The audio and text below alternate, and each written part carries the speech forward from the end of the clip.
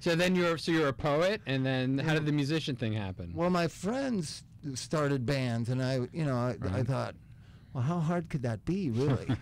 And so then, I knew some people that were musicians. We formed this band called Thelonious Monster, and it was kind of like just poems I had, and I scream them.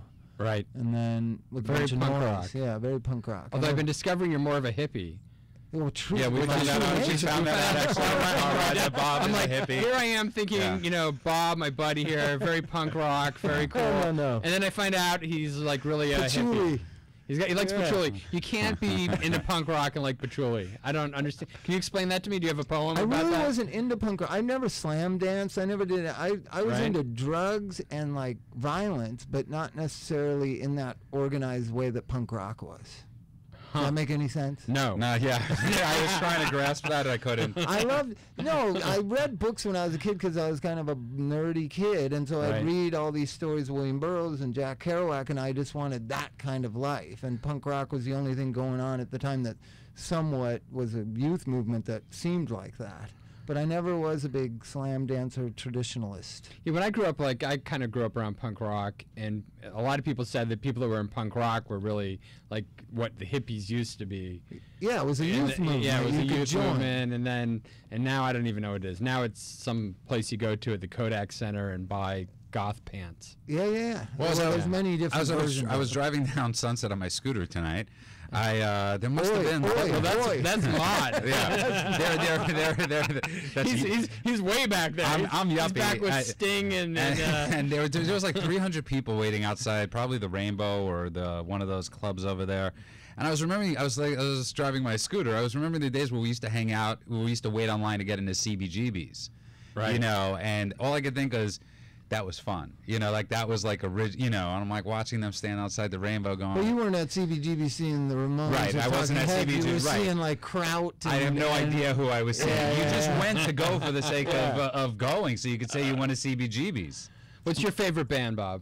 Clash of all time. Of all time? Clash? Yeah, they were more hippies than any kind of punk rock thing. Right. I bet Judas the Carpenters. Yes, exactly. Right? It's good to drink to. Actually, the Gibbs.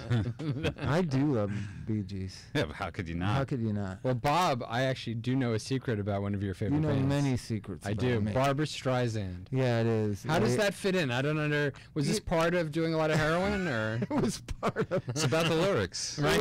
When I was very kind of, listen, at 14 we just moved down here. I went to Catholic school in Los Angeles and grew up in an urban environment and played basketball, and then all of a sudden I'm in this isolated community of white power, it seemed like to me. Right. And I just introverted, and I went to movies all the time and read books and listened to music in my room, and I really never fit in down here.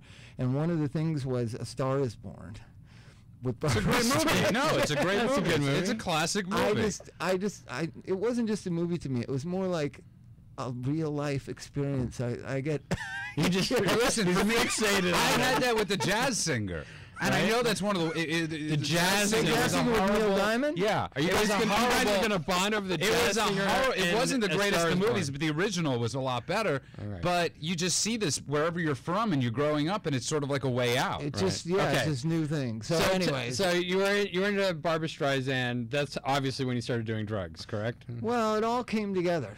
You know what I mean? And by the way, if you'd like to reach us and talk to us about and talk to Bob about Star Is Born, the number is 877. I wanted to die of alcoholism. I know that. The number is 877-830-830. That's 877-830-830. So you wanted to die of alcoholism. How did you know that? Were you one of these guys that drank and knew you were a drug addict or alcoholic? No, I just like drinking. But I mean, this whole idea, the romantic notion started in the books and then in media and then in music and the history of music, and I just ate it up, and I thought, well, eventually you just die of drugs or alcohol somewhere. I didn't really have a clear idea of how that was going to. So it was like this romantic attraction. Yeah, I would say I would never, like that whole thing of my first drink I knew I was an alcoholic. No, before my first drink I knew I wanted a romantic life. Mm-hmm. Did you enjoy using drugs at that time? Yeah, always. Right. And right up till the end. Movies? Here's another thing about drugs don't work. I used to shoot coke. It always works. This idea that it doesn't. You hear in the 12 step, oh, it stopped working. No. Right, no. Yeah. Well, I'll show you a way it'll never stop working. Right. That's true. But does it, do you have any money to buy it? That's a little Or are you destroying everything around you and everyone you know? Well, I think for me, though, alcohol, in a sense, it wasn't that I couldn't put it down anymore. I couldn't put it in.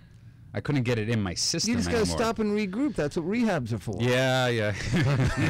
No, that's not what rehab is for, Bob. Oh, wait, I'm rehab guy. I forgot. That's right, you've switched camps. Seriously, Bob, how long have you been sober now? It'll be 15 years in March. Wow. Next month. Okay.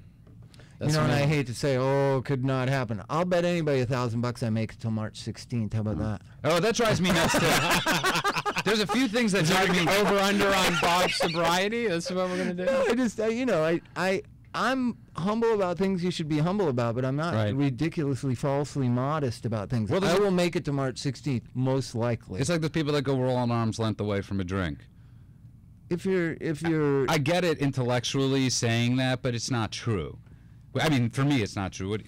It just depends. I mean, it says based on your spiritual whatever. I don't believe in a spirit, so I don't know what I've stayed sober based on. Well, often you've told me that you don't drink and do drugs because you decided not to drink and do drugs. Why did you decide not to drink and do drugs? Mostly because of my son. When I was talking with Amy before, like something about it, like you make a decision. And then the whole system tells you, well, you could go back at any time. Like, that gives you a free pass to go back, I think. No, you make a decision, and you stand by it, no matter what happens. And that's very opposed to Alcoholics Anonymous that says that you're powerless over drugs or drinking. Well, that a supernatural power intervenes. Is going to somehow intervene.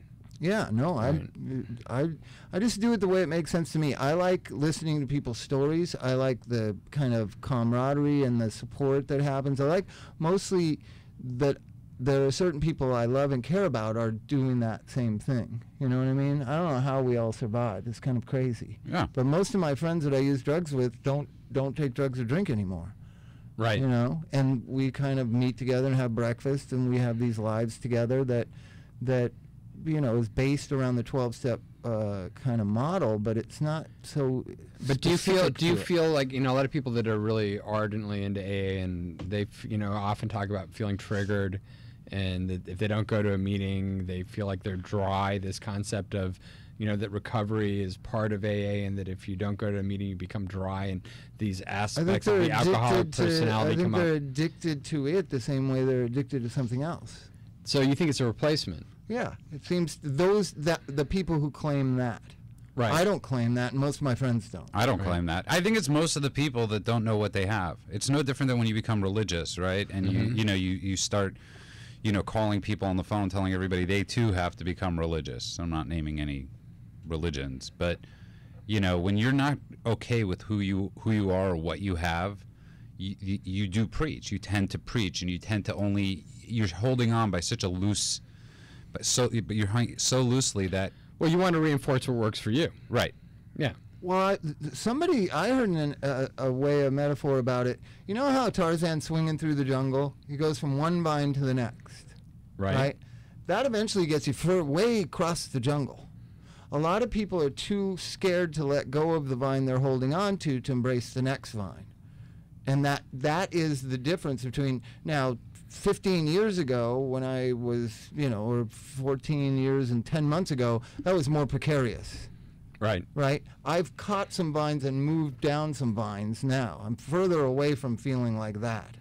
What that stuff that you're saying that certain people say, like I'm only a hand away from a drink, or if I don't go to a meeting, I'll go insane or whatever, they're just on that one vine. They've been on that vine the whole time. Right. They've never gained any more insight about it. They've never gained any more insight about it. And that's okay for them, right? But, But to say everyone is like that, So what's at the end of the vines? I mean, is it a continual vine swinging process, or is there something that... It seems like that addicts or people who get into addiction are stuck in a moment they can't get out of. And so the 12-step world or rehab, and then the 12-step world kind of gets them out of that mindset through, I believe, compassion. Right? And so it gets them out of that. Now, what you do with that, some people just stay with that. Oh, my God, this is the greatest thing that ever happened to me, and if it wasn't for this, I wouldn't be able to be me. No, it takes a lot of other stuff, too. Talk therapy, experience, you know, the one thing in the 12-step world I hate is that self-knowledge avails us nothing. that is a hell of a statement, right? But there are other statements I really do love. What does that mean to you? Self-knowledge availed us nothing? Yeah. To me, it doesn't make any sense. It's self-knowledge that makes you realize that you have a problem. Right. You know what I mean? So how would you ever... Right, but I mean... I knew you were... You know that statement. No, I understand it too. I get totally... There's a lot of that stuff that it's like saying, you know, there's tons of those statements in the book that say one thing and then sort of say something else. Yeah. And the guy who wrote Self-Knowledge Availed Us Nothing elaborated on 8 pages that he wrote 20 years later to expand it to 130 pages. Right? The 12 and 12. Right. So basically it was working fine as 8 pages, and Self-Knowledge Avails Us Nothing, but he elaborated another 130 pages. I guess you needed more self-knowledge. And if you'd like to talk to us about this or anything else, it's 877-830-830. That's 877-830-830. That's actually very funny, but it's good that we could laugh about this stuff. I think it's important to have this dialogue, right. and I know it's shocking to some people, but this dialogue has been a long time coming, and it's happening more and more everywhere. You know, for years, no one talked about the 12-step world at all. It was taboo. It was something that we were very nervous about doing our TV show. Like, are we going to say it? Are we going to say they have sponsors? What are we going to say? Mentors? Where are they going at night? What are they doing? And finally, I read a book. I didn't read the whole book. I read the first 50 pages. This one, we found this out in the car on the way down. That Bob has read every book that exists, but only the first 50 pages. Bob and I do not like The Catcher in the Rye, but Bob has only read the first 50 pages of The Catcher in the Rye to say he didn't like it. In my book, if you've only read 50 pages, you can't make a judgment on a book. I read 50 pages of a book called Getting Better by Nan Robertson, Pulitzer Prize-winning writer for the New York Times, about the history of AA and her experience in it. And it changed my whole mind about whether we can talk about this stuff or not. Right. And then about 2 years ago, when Eric Clapton had his biography come out, he talked about being in AA on Larry King. And I stood there, and now Elton John's talking about it. These are people that never talked about it. And now all of a sudden they're being very public about it. I think it's a public discourse that needs happening.